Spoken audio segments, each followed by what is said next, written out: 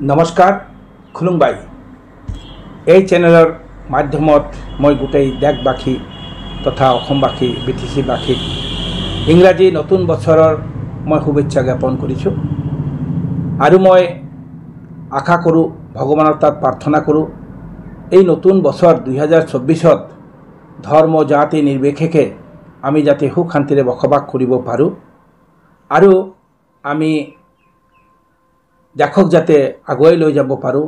ইয়াৰে আমি কামনা কৰোঁ আমি ভেদ ভাৱ এৰি দেশৰ উন্নতিৰ অৰ্থে স্বাৰ্থে কাম কৰি যাব লাগে যাতে আমি দেশখন আগুৱাই ল'ব পাৰোঁ আৰু আশা ৰাখিছোঁ আমি সকলোই যাতে নতুন বছৰক সুন্দৰভাৱে সুস্থিৰভাৱে আমি আদৰি ল'ব পাৰোঁ আজি আমাৰ প্ৰথম 2024ৰ প্ৰথম দিন আমি সকলোই যাতে সুস্থ আৰু ভাল পৰিৱেশত থাকি আমি নতুন বছৰক আকোৱালি লওঁ ইয়াৰে আমি কামনা কৰিছোঁ আশা ৰাখোঁ আমি সকলোই এই বছৰটো সুখ আৰু শান্তিত আমি যাতে জীৱন যাপন কৰিব পাৰোঁ ইয়াৰে আমি কামনা কৰিছোঁ আৰু এষাৰ কথা মই ক'ব বিচাৰিছোঁ এই জানুৱাৰী মাহটো সঁচাই বৰ এটা ঐতিহাসিক মাহ হ'ব বুলি আমি ধাৰণা কৰিছোঁ কিয়নো এই 2024ৰ 22 জানুৱাৰী আমাৰ 550 বছৰ পুৰণা সমস্যা যেটো আছিল ৰাম মন্দিৰ সেই ৰাম মন্দিৰৰ মুকলি হ'ব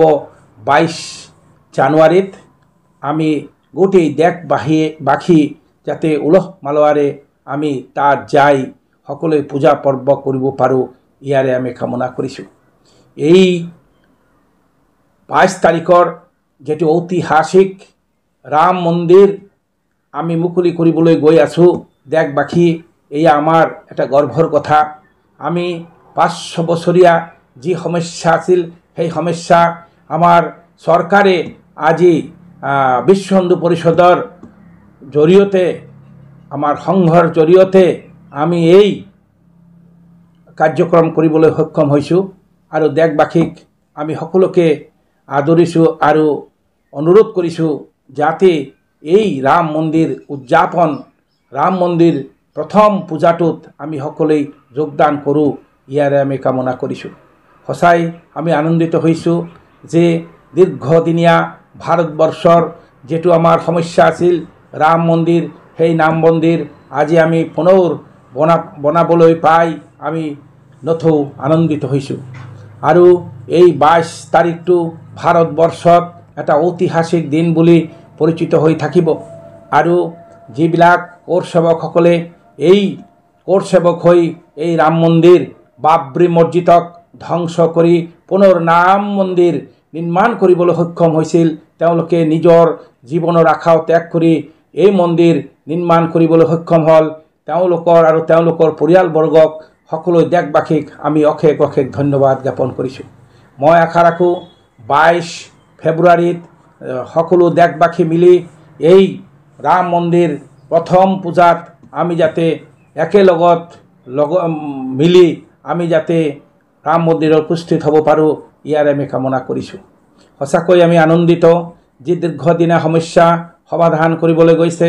আজি আমাৰ যশস্বী প্ৰধানমন্ত্ৰী প্ৰায়ত প্ৰধানমন্ত্ৰী আমাৰ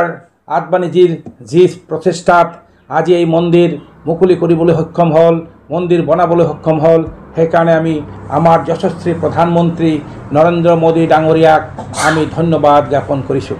প্ৰথম বছৰত আমি আপোনালোকক পাই সঁচাই আমি আনন্দিত হৈছোঁ সকলো সাংবাদিক বন্ধুসকলক সাংবাদিক ভাইসকলক আমি নতুন বছৰৰ শুভেচ্ছা জ্ঞাপন কৰিছোঁ আশা ৰাখোঁ আপোনালোকৰ সকলোৰে এই নতুন বছৰ ভালদৰে আপোনালোকে যাতে থাকে আমি ইয়াৰে ভগৱানৰ তাত প্ৰাৰ্থনা কৰিছোঁ খুলুমবাই নমস্কাৰ।